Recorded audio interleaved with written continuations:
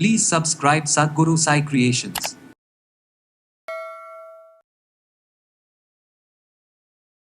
உடல் பருமன் எதனால் இது ஏற்படுது? நிறைய காரணங்கள் இருக்குது. இதில் முக்கியமாக இந்த ஹார்மோன் இம்பேலன்ஸ்னால உடல் பருமன் நிறைய பேருக்கு இருக்குது.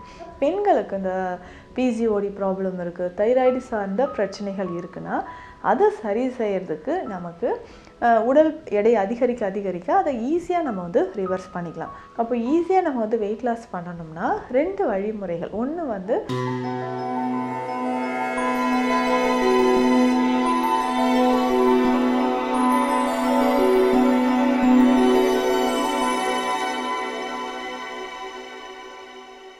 சத்குரு சாய் கிரியேஷன் வியூவர்ஸ் அனைவருக்கும் வணக்கம். நான் டாக்டர் நித்யா, சித்தா ஃபிசிஷியன். உடல் பருமன் எதனால் இது ஏற்படுது? நிறைய காரணங்கள் இருக்குது. இதில் முக்கியமாக இந்த ஹார்மோன் இம்பேலன்ஸ்னால உடல் பருமன் நிறைய பேருக்கு இருக்குது. இதை தாண்டி பார்த்தோம்னா அதிகமான ஃபுட்டு நான் எடுக்கிறதுனாலையோ இல்லை செடென்ட்ரி லைஃப் ஸ்டைல் அப்படின்னு சொல்கிறோம் இல்லைங்களா, அதாவது சரியான உறக்கம், சரியான நேரத்திற்கு உணவு எடுக்காமல் இருப்பது, இந்த மாதிரி காரணங்களாலேயும் உடல் பருமன் அதிகமாகுது நம்ம பார்க்குறோம். இதில் முக்கியமாக பெண்களுக்கு இந்த பிசிஓடி ப்ராப்ளம் இருக்குது, தைராய்டு சார்ந்த பிரச்சனைகள் இருக்குன்னா அதை சரி செய்கிறதுக்கு நமக்கு உடல் எடை அதிகரிக்க அதை ஈஸியாக நம்ம வந்து ரிவர்ஸ் பண்ணிக்கலாம்.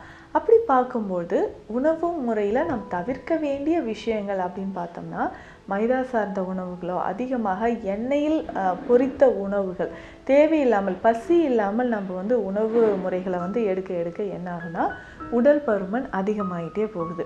அப்போ ஈஸியாக நம்ம வந்து வெயிட் லாஸ் பண்ணணும்னா 2 வழிமுறைகள். ஒன்று வந்து நம்மளுடைய ஃபிசிக்கல் ஆக்டிவிட்டீஸை வந்து அதிகமாக இருக்கணும். ஃபிசிக்கல் ஆக்டிவிட்டீஸ் அப்படின்னு சொல்லும்போது உடற்பயிற்சியோ இல்லை யோகாசன பயிற்சிகளோ, இந்த மாதிரியான பயிற்சி முறைகளை வந்து நம்ம ஃபாலோ பண்ணணும். ஸோ அந்த மாதிரி பயிற்சி முறைகளை நம்ம ஃபாலோ பண்ணிக்கிட்டே வந்தோம்னா உடலில் இருக்கக்கூடிய அந்த பேட் கொலஸ்ட்ரால், கெட்ட கொழுப்புகள் வந்து கொஞ்சம் கொஞ்சமாக கரைய ஆரம்பிக்குது.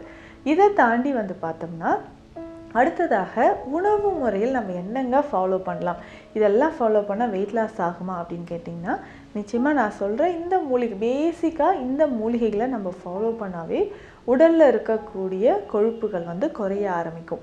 இதுக்கு முக்கியமாக வசம்பு நமக்கு தேவைப்படும்.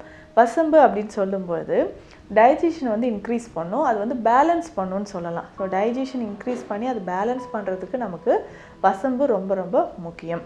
இந்த வசம்போடு வேறு என்ன மூலிகைகள் தேவை, வேறு என்ன பொருட்கள் நம்ம சேர்க்க போகிறோம் அப்படின்னு பார்த்தோம்னா வசம்பு வந்து ஒரு 100 கிராம் எடுத்து வச்சுக்கணும். அதே மாதிரி தான் லவங்கப்பட்டை, இந்த லவங்கப்பட்டையும் ஒரு 100 கிராம் எடுத்து வச்சுக்கணும். லகு அங்கப்பட்டை நம்ம உடலை லகுவாக மாற்றக்கூடியது.